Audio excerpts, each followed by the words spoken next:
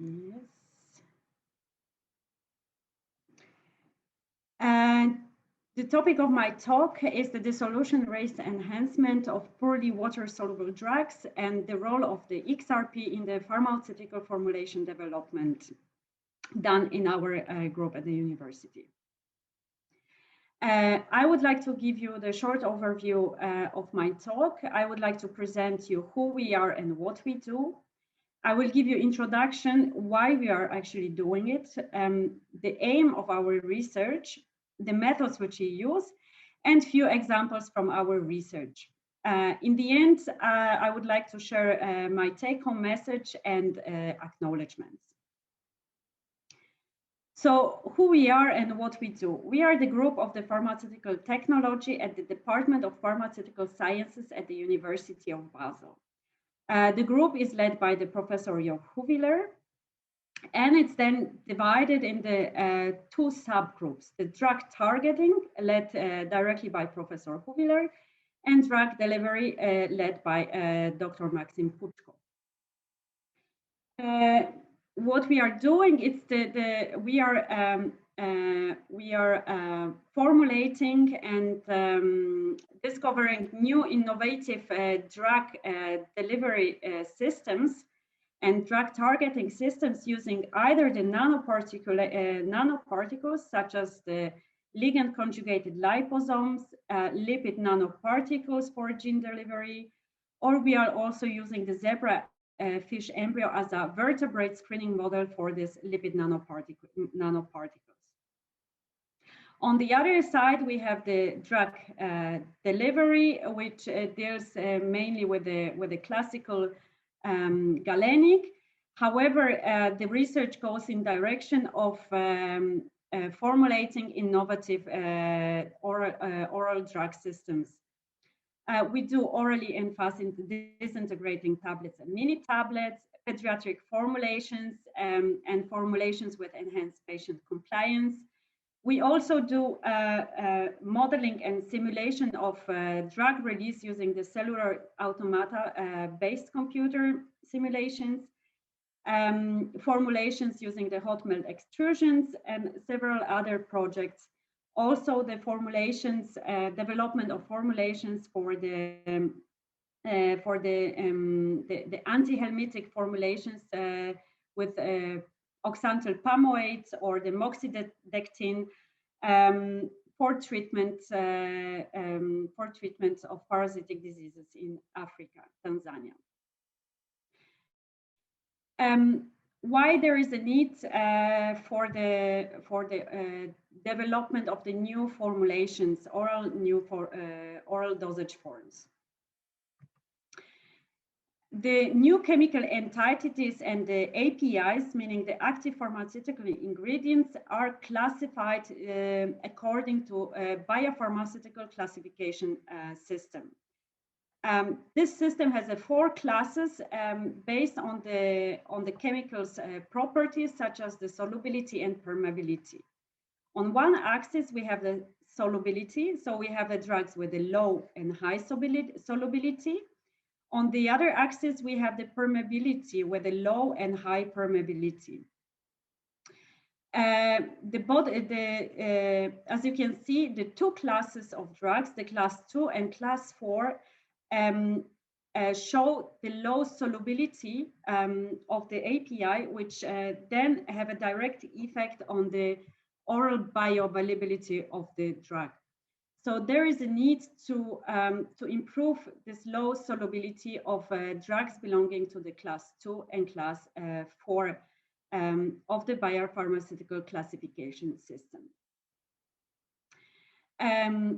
What actually contributes to the overall oral bioavailability of a drug? So there is the fraction of the drug absorbed. There is a fraction of the drug escaping intestinal metabolism, and there is a fraction of drug escaping liver metabolism. So it's for the oral bioavailability, there are several parameters which contribute to the overall bioavailability of a drug. So this oral bioavailability is determined by the number of properties, and these properties include the dissolution rates of a drug, its solubility, but also intestinal permeability and pre-systemic metabolism.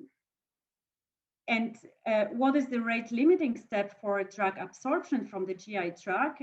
It's actually its release and drug dissolution from a dosage form. There are several physical chemical properties of a drug which play important role in the drug dissolution. So it's directly connected to drug itself, such as particle size, its polymorphic form, its diffusivity, and also equilibrium solubility. So you could see that to improve the drug dissolution, you could play on its selected on its physicochemical properties. On the other hand, you have the different physiological conditions which also play important role in the drug dissolution, such as pH in the gastrointestinal fluid, presence of surfactants in this GI fluid, the complexation of a drug, and the wetting of the drug particles. So as you can see, you could, on one side, you can play on the physicochemical properties of a drug. On the other side, you could somehow try to influence how the physiological conditions act on the drug. To assess or to compare the in vitro drug dissolution of a formulations, or to compare it between the different formulations, we use so-called in vitro drug dissolution testing. It's described by this equation, which is a function. It says that the concentration of drug dissolved in the medium at the time t, it's a function of the concentration of the drug after the drug reaches the plateau. So no more drug is then dissolved. And also it's a function of so-called dissolution rate constant. The typical dissolution profile looks like this, presented in the schematic diagram. So on one axis you have time, over which you determine or you monitor the cumulative amounts of a drug in solution. This could be presented as a maximum, as a weight of a drug, but most typically it's presented as the percentage of the drug released. Why there is such a need to improve this dissolution rate? For example, trying to formulate a drug in a formulation which would increase its dissolution rate is summarized somehow in this drug. So in this slide. This slide shows the drug discovery and development time. As you can see here, at the early drug discovery phase, we have around 5 to 10,000 of compounds.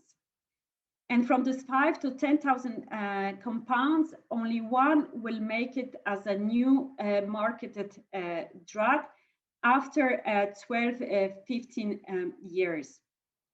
So the development of the drug is very costly and a time-consuming process. So the idea is also used to use all new chemical entities here, which dropped out, for example, due to the reason of the low solubility, to formulate them in a way that they're, as I mentioned already, that their drug dissolution rate is increased.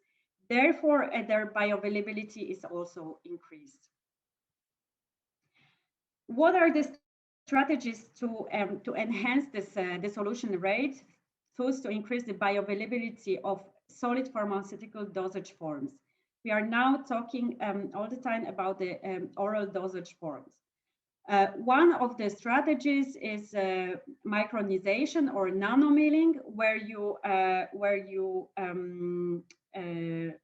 the particles of your drug are made smaller.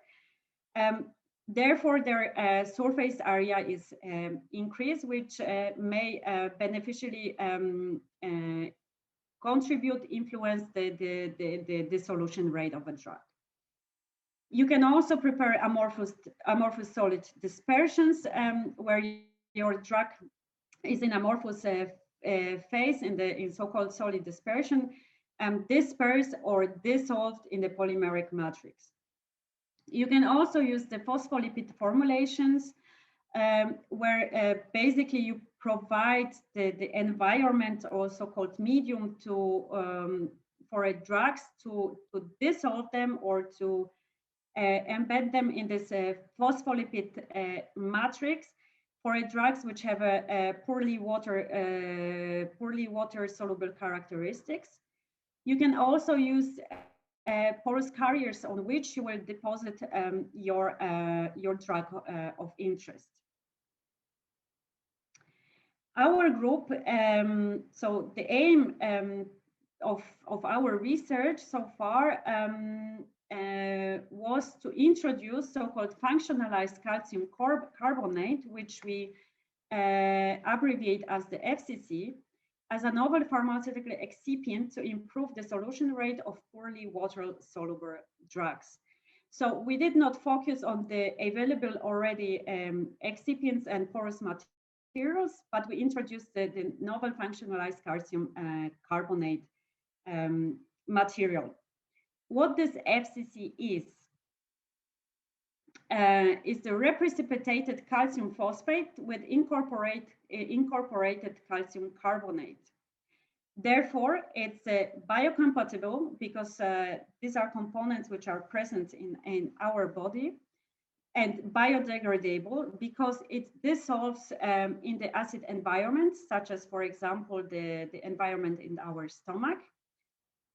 It has a very high specific surface area of 30 to 70 square meters per gram of material, and very high intraparticulate porosity up to 60%. Due to this high porosity and high specific surface area, it has also high loading capacity of a drug, even up to 45% volume per volume. And since it's basically calcium phosphate and calcium carbonate, it's a very low, actually a very cheap excipient. Moreover, for some applications, it's advantages. For some other applications, it's disadvantages. It has a hydrophilic surface.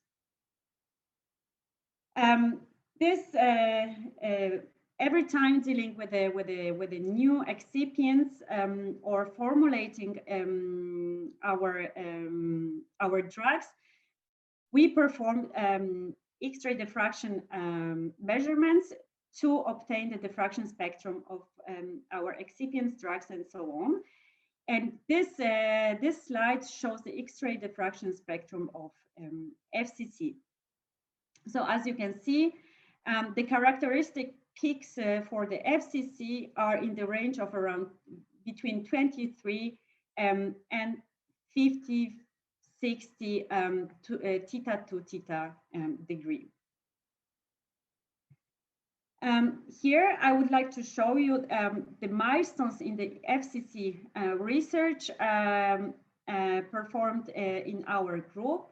So this FCC material was shown that already in 2013 that with this material we can prepare orally dispersible tablets with a short disintegration time and high mechanical strength.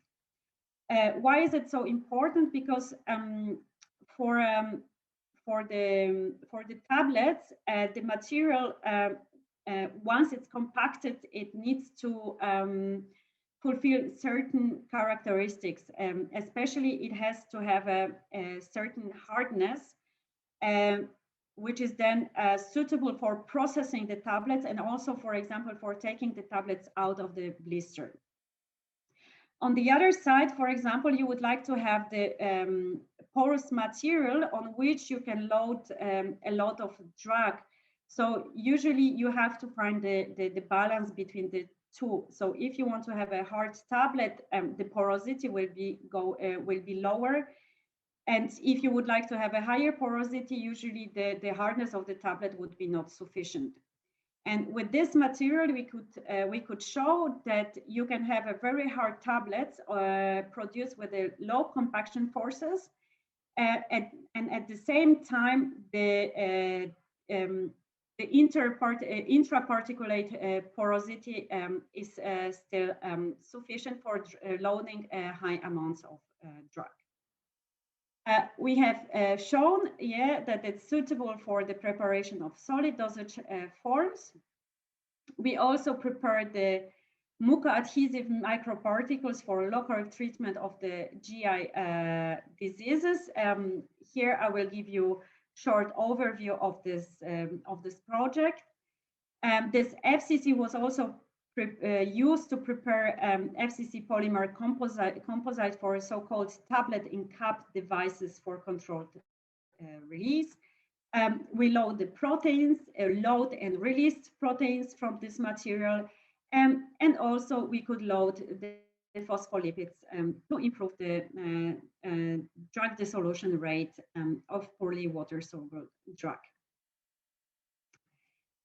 What methods we are using, or what methods are used in general in the pharmaceutical development, and especially in the research in the pharmaceutical development. So we use the HPLC for drug quantification, the scanning electron microscopy to monitor the morphology or the external crystallization of the formulations. Then in tandem or alone, the X-ray powder diffraction and differential scanning calorimetry to monitor whether the drug of interest is in amorphous or crystalline state. And in our lab, we are using the Rigaku Smart Lab diffractometer with a 9 kilowatt rotating anode and a Hypix 3000 detector. So all the data shown today are performed on this instrument. The so-called BET analysis to measure the specific surface area, mercury porosimetry to monitor the pore size distribution of a porous material before and after loading or after the formulation is done, helium pycnometry for a true density of the materials, and laser diffractometry of the, for example, you can then monitor the particle size distribution after the dissolution of your material. And last but not least, the dissolution apparatus of the USP, according to USP, meaning United States Pharmacopoeia, which allows us to monitor the drug dissolution rate of our formulations. As a first project, which I would like to show you more in details, is a spontaneous in situ formation of liposomes from inner porous microparticles for oral drug delivery. What was the idea behind this project, and how the XRPD helped us to elucidate the improved dissolution rate of a formulation? Let's start with that liposomes are one of the most studied drug delivery systems, because they can encapsulate various hydrophilic and hydrophobic active substances.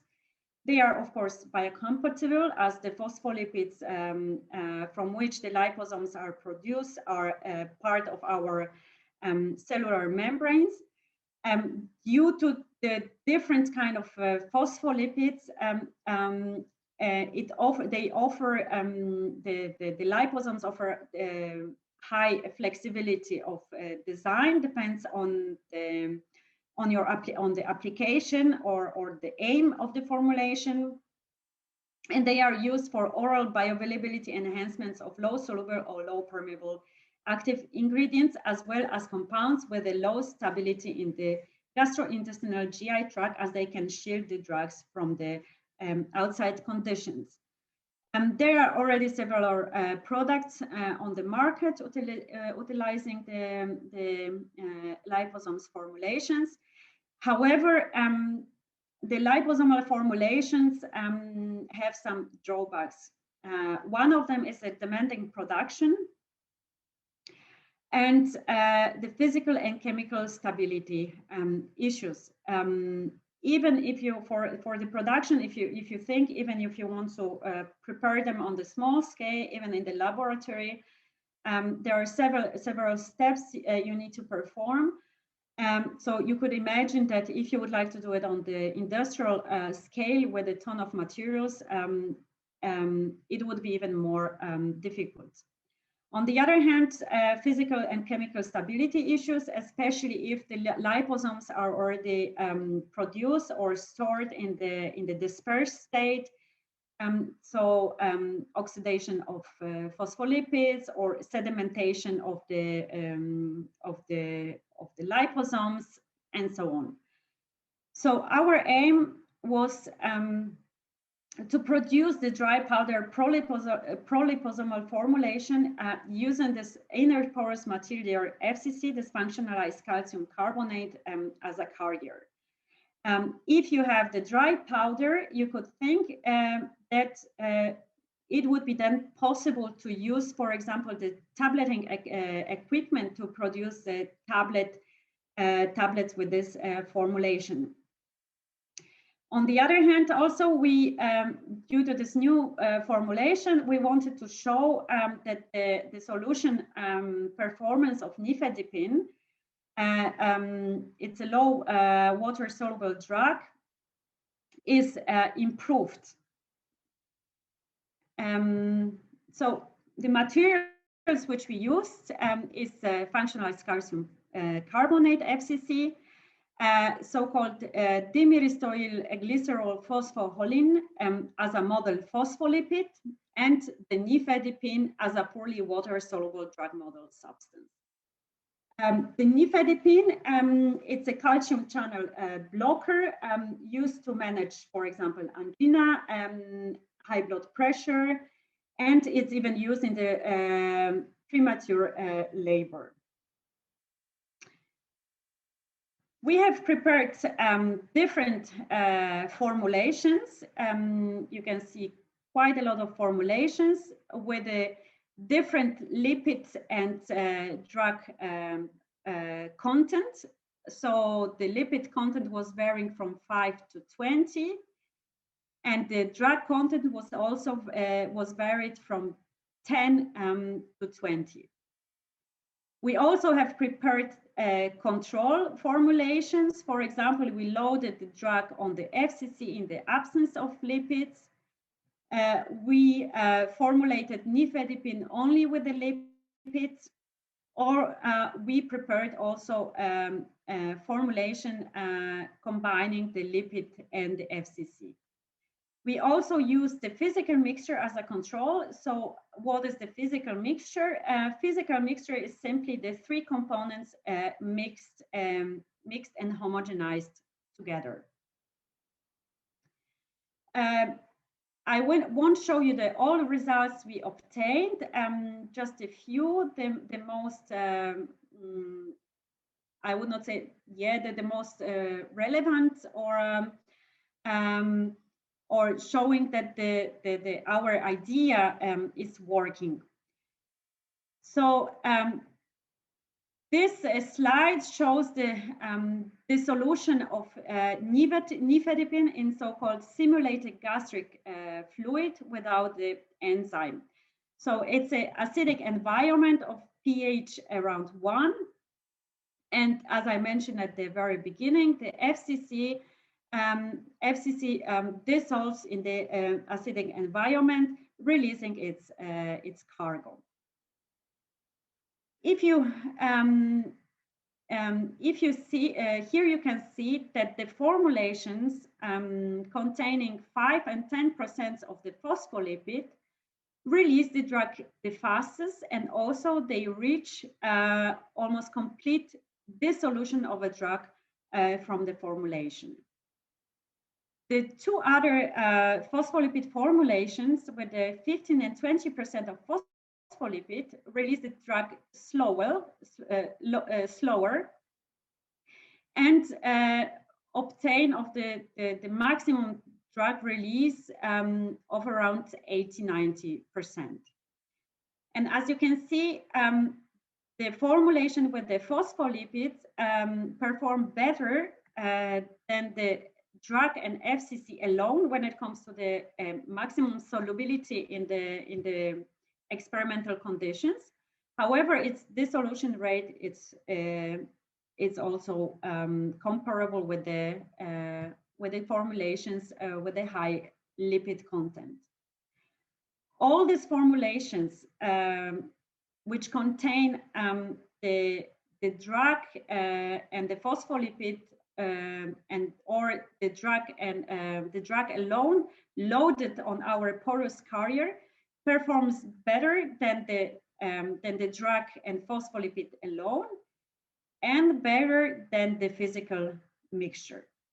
So we can state that formulating nifedipine together with a phospholipid and the FCC improves the dissolution rate of a formulation. These experiments were performed also in a phosphate buffer and so-called fasted simulated intestine fluid.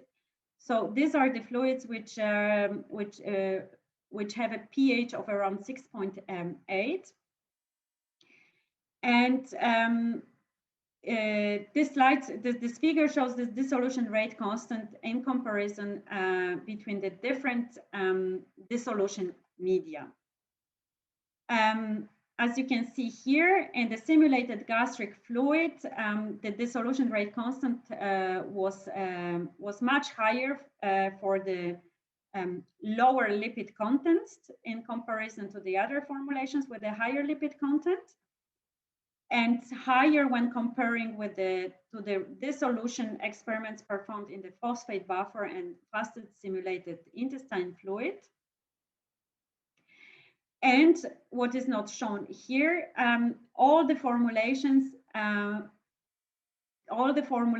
with the FCC perform better than the physical mixture and the drug and the phospholipid alone. So now, on one side, we want to explain or want to determine what can have influence on this, what contributes to this improved dissolution rate. So this is where the XRPD comes. So we monitor then in which form our drug is in different formulations. To do so, first we measure the spectra for all excipients or alone and the drug of interest. So here we have the spectrum of the FCC alone, which I showed already before. We have the X-ray powder diffraction spectrum of the lipid alone. We have the spectrum of our drug of interest alone, and then we also here is shown the spectrum of the lipid loaded on the FCC. When we have the single spectra or separate spectra of our excipient and our excipients and our drug, we determine so-called characteristic peaks of our API. These characteristic peaks need to lay in the range where they don't overlap with any other peaks of the other components of the formulations. And for the nifedipine,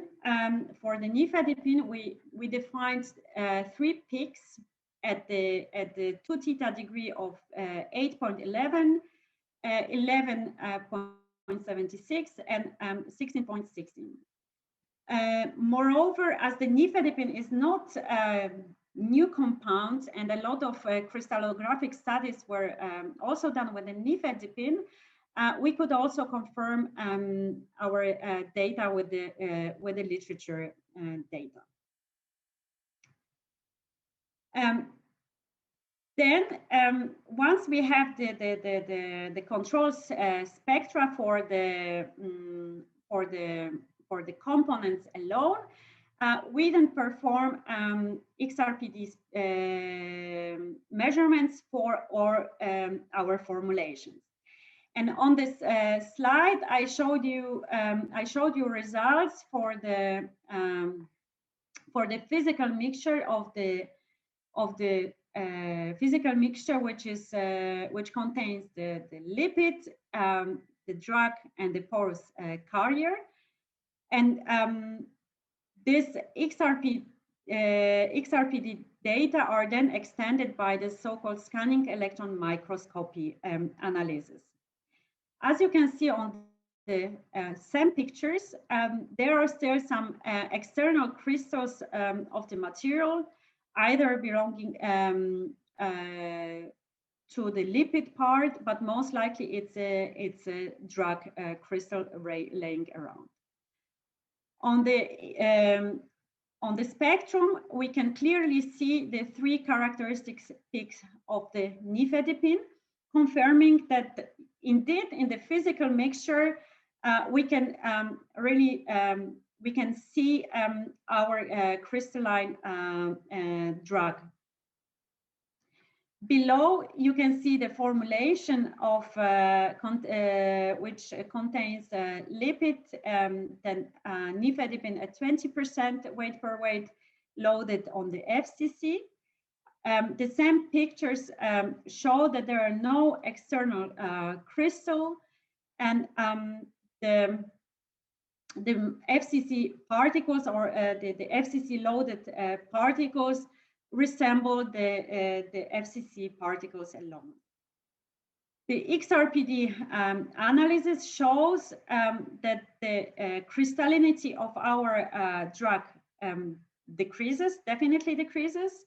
However, we can still see some peaks of nifedipine with a very low intensity.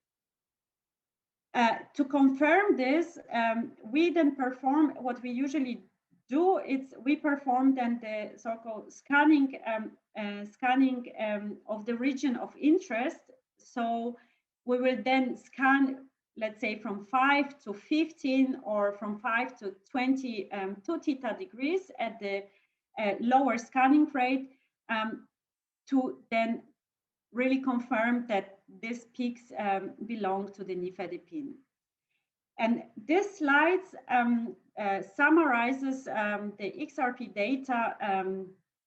XRPD data for the formulations and the physical mixture.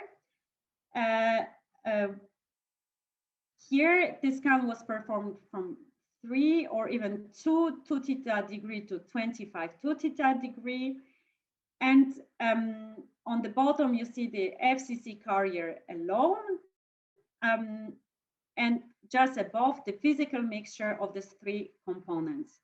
And as mentioned, as shown before, we can see the 3 characteristic peaks of the nifedipine. And when we start to screen our formulations, as you can see, we can clearly see that there is still some crystalline material in our formulations. So with this, we can then say that the X-ray powder diffraction results did not exclude the fact that the nifedipine might be partially deposited in a non-crystalline form in the carrier. On one side, we can say that indeed the crystallinity amount is lower.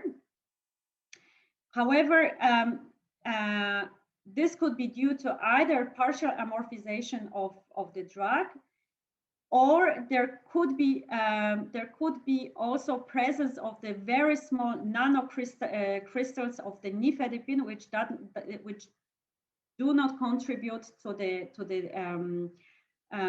crystallinity peaks seen in the diffraction pattern. We could show that the solution rate of nifedipine was faster for the formulations with the FCC than for the reference formulation without FCC, as well as for the physical mixture. So we we reach our goal to improve the dissolution rate of our new formulations. Loading efficiency was, which I did not show the results, loading efficiency of about 90% for the drug in all powder formulations was measured.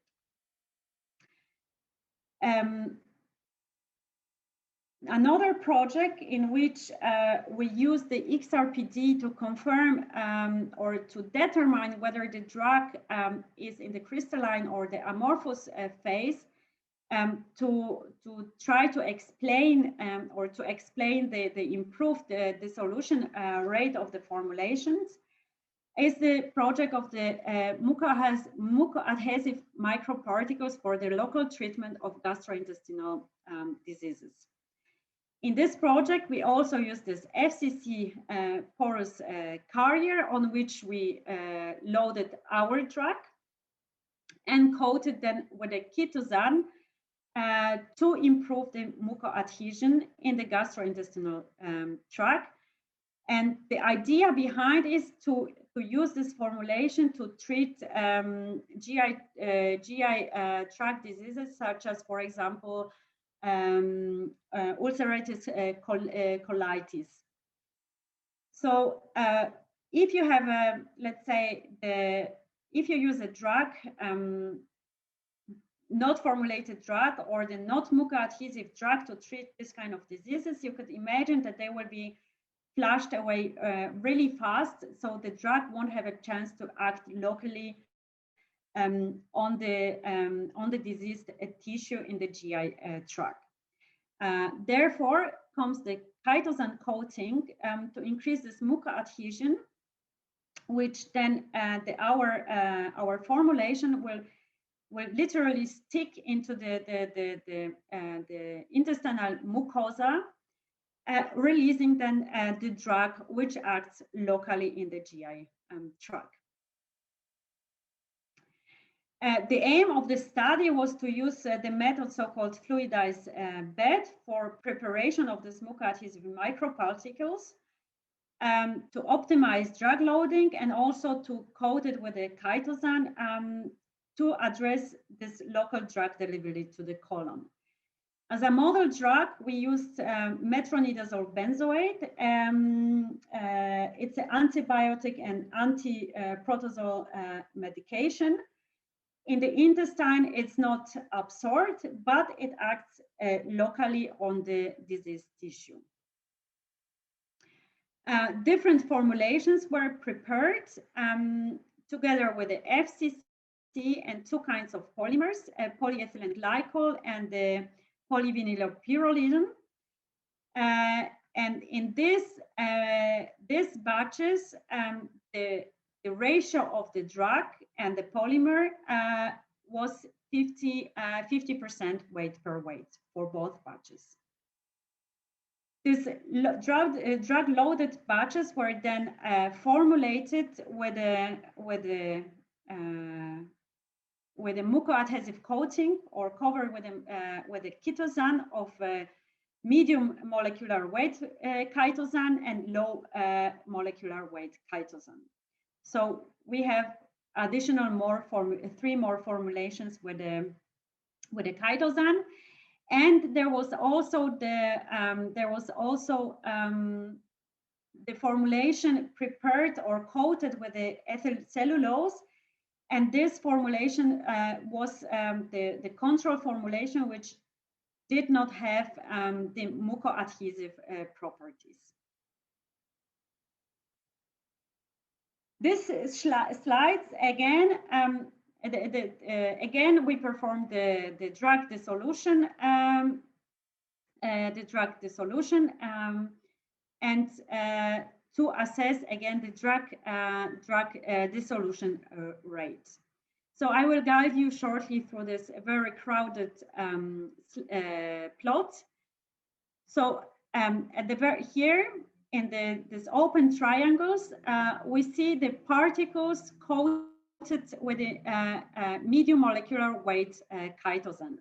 So this, as you can see, this formulation did not perform as good as the other formulations.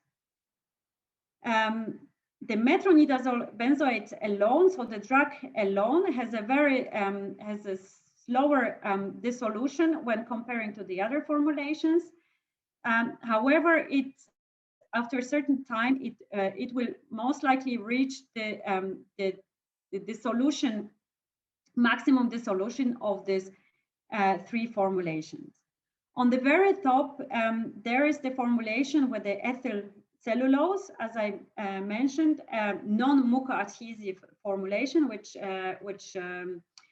is the control formulation, which is then followed by two formulations of the drug loaded together with the polymer on the FCC. So these are the microparticles which lack this chitosan coating. The microparticles coated with a chitosan, as you can see, performed not really good in comparison with the other three formulations, and this was then assigned to the fact that during the dissolution of this microparticles, there was strong agglomeration of the chitosan-coated microparticles, which then influence the dissolution of the drug from this formulation. This problem was then tackled in the follow-up experiments, not presented here, but this dissolution results were then combined with the XRPD results. Here the slides shows the XRPD analysis of the FCC, again alone, crystalline metronidazole benzoate, so crystalline drug, and different formulations to see whether the drug is in the amorphous state or maybe it's the crystalline, and what actually contributes to this improved dissolution rate for some of the formulations. For the drugs loaded, for drugs formulated with the FCC and the chitosan coated microparticles, the drug is still present in the crystalline state. So here we show that with the start, we indicated two characteristic peaks of metronidazole benzoate, which are present in all formulations, here and here. Indeed, the crystallinity may be decreased, but the drug is still present in the crystalline form. As a control, we have prepared also the co-evaporation of the drug with the polymer alone.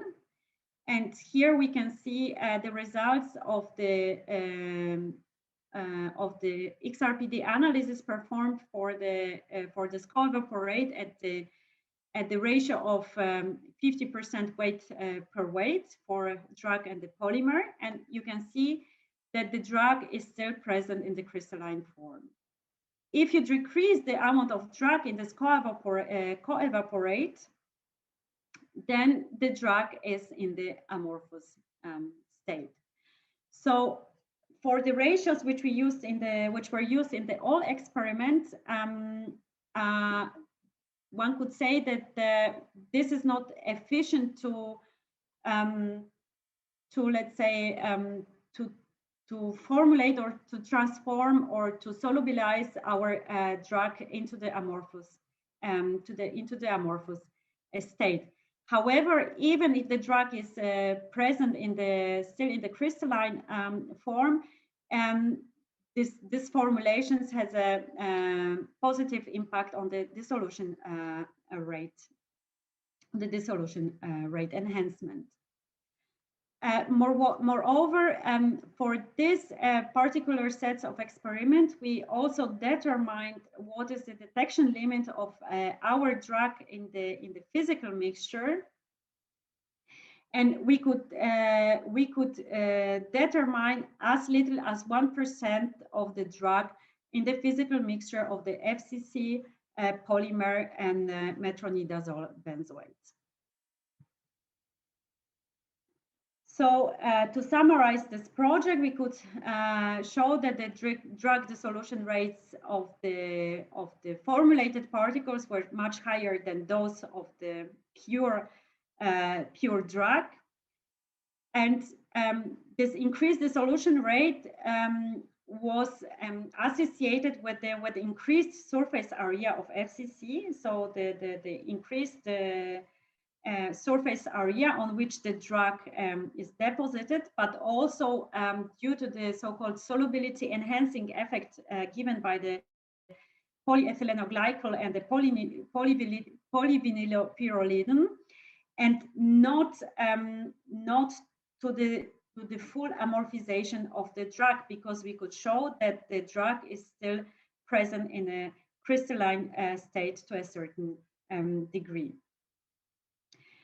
And the last but not least project, which I would like to show you when we use the XRPD extensively, it's a project of a combined mathematical model linking the formation of amorphous solid dispersion with a hot melt extrusion process parameters.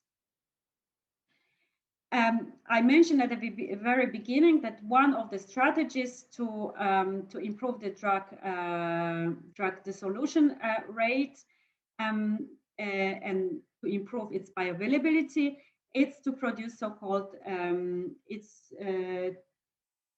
to use so-called amorphous solid dispersions. These amorphous solid dispersions are can be prepared in so-called hot melt extrusion process parameter. So you feed your polymer and your drug of interest in so-called this kind of tunnel with the rotating screws, which are then, for example, heated and melted, and they move from the feeding side to the exit side. This process is mainly used, this hot melt extrusion is mainly used in the plastic industry. However, there are also already pharmaceutical products which are produced using the hot melt extrusion. In this process, a lot of parameters, process parameters, and also material properties need to be taken into account. So it's very difficult to to predict which parameters will be good for a given formulation or for a given application. It's basically so-called the trial and error approach, and you could imagine that in the industry, when this kind of extruders measure up to 20 meters and you use tons of material, you cannot really use this trial and error approach. Even in the laboratory, laboratory scale, when you have the small lab bench extruders, you use quite a substantial amount of your API to formulate it. So the screening all process parameters, it's basically prohibitively very expensive. So there come the idea to develop a mathematical model which links the formation of this amorphous solid dispersion with this extrusion process parameters, to be able to predict or to choose certain parameters which will be then beneficial for the extrusion process. So the aim, as I said, was to deepen the understanding of this physical and physicochemical mechanism which is relevant for the production of this amorphous solids dispersion during the hot melt extrusion process.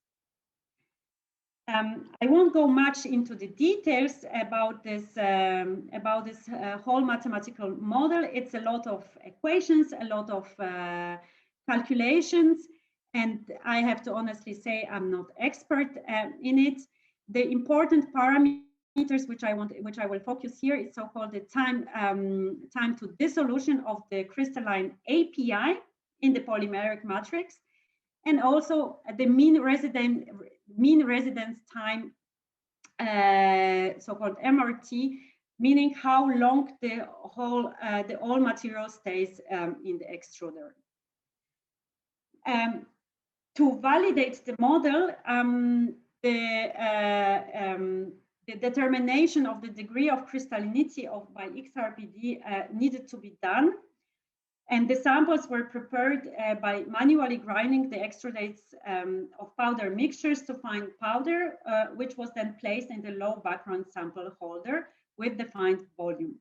It was a very tedious and very time-consuming process, but we could obtain the quantitative measurements with a very good correlation calibration curves for the terbinafine and caffeine, the model substances which were used in this project. And this slide shows the measured and modeled dissolution of terbinafine at 103.5 degree. On one side is the time to dissolution, and on the other side you have the crystalline API.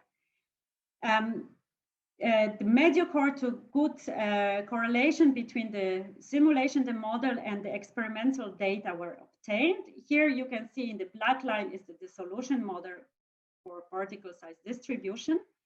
In the dashed line, it's a model fit, and these dots, these are the measured crystalline content of terbinafine. We could show that when you take the parameters which are relevant for dissolution, such as so-called the time of dissolution at the calculated mean residence time. Here we can see 63 seconds and 98 seconds.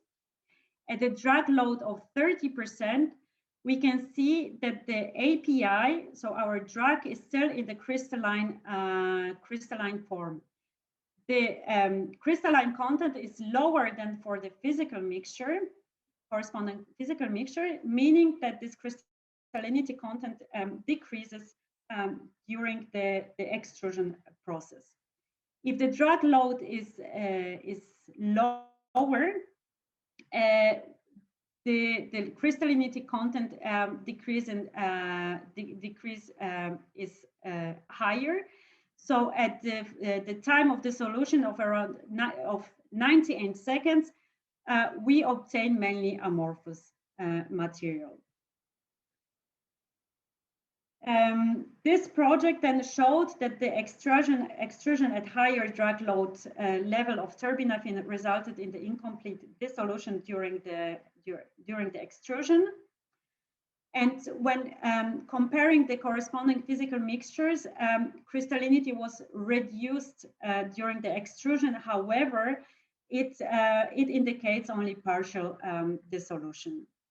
And it was possible to obtain a mathematical scalable model for development of this hot melt extruded amorphous solid dispersions. And I hope that I could show you. So my take-home message is that I hope I could show you, convince you that the X-ray powder diffraction allows determining the polymorphic form of a drug for different pharmaceutical formulations. In our case, it's mainly to see whether it's a crystalline or maybe already amorphous. Not really to focus on the whole spectrum of the drug, but only to monitor characteristic peaks of the API. And this analysis then helps us to understand the underlying basis of changes in the dissolution rate for different formulations, whether it is the amorphization of the drug or, for example, the presence of the other components which beneficially influence the dissolution rate, enhancement, or increase the surface area accessible for dissolution. The end, I would like to acknowledge, thank my boss, Professor Jörg Kuwiler, and also Dr. Maxim Puchkov, Dr. Mariam Farzam, Dr. Roger Roth, Dr. Andreas Schitny, and Dr. Daniel Preissig, which were directly involved in the projects I presented. I would like to thank the Group of Pharmaceutical Technology and also the funding institution. And I would like to thank you for your attention.